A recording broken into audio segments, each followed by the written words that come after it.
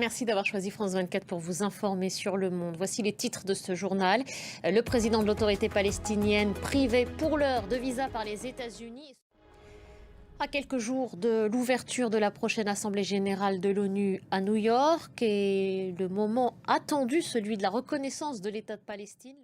Et les 27 toujours divisés sur la réponse à apporter à Israël. Pas de sanctions pour l'heure alors que la situation à Gaza est un désastre, disait hier le président français. L'enclave palestinienne est toujours sous le feu israélien. 55 personnes ont été tuées par l'armée israélienne au cours des dernières 24 heures. Anna Pereira. Gaza, il en est toujours question avec ces images qui nous viennent en direct de Venise au moment où se tient la Mostra de Venise, le festival de cinéma. Sachez maintenant qu'au Yémen, les rebelles houthis ont confirmé ce samedi la mort de leur chef de gouvernement, Ahmed Ghalib al-Rawhi. Il a été tué dans les frappes menées par Israël jeudi dernier sur Sanaa, la capitale. Plusieurs ministres ont aussi perdu la vie. La confirmation de leur mort a donc été annoncée aujourd'hui.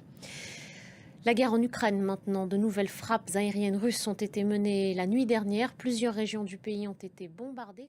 Et cette guerre à grande échelle déclenchée par la Russie s'est installée dans le temps. Elle a brisé des milliers de vies. Revenus du front, mais marqués à jamais, des soldats ukrainiens doivent aujourd'hui apprendre à vivre avec leurs séquelles.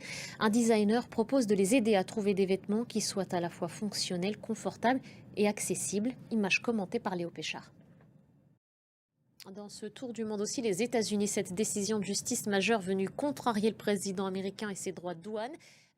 L'Italie sous le choc, je vous le disais plus tôt dans les titres, une sordide affaire de photos intimes volées et partagées sur les réseaux sociaux a été révélée. C'est le scandale Mia Molier, où quand l'intimité devient marchandise, vous allez comprendre de quoi il retourne dans quelques instants. Merci d'être là, Mélina. Vous vous êtes penchée sur cette affaire. Comment est-ce qu'elle révèle les failles du contrôle des plateformes numériques? En quoi elle pose la question fondamentale du consentement à l'heure du digital?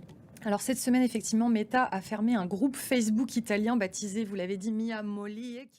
Merci beaucoup, Mélina. Merci pour cette chronique. Merci de votre attention. C'est la fin de cette édition.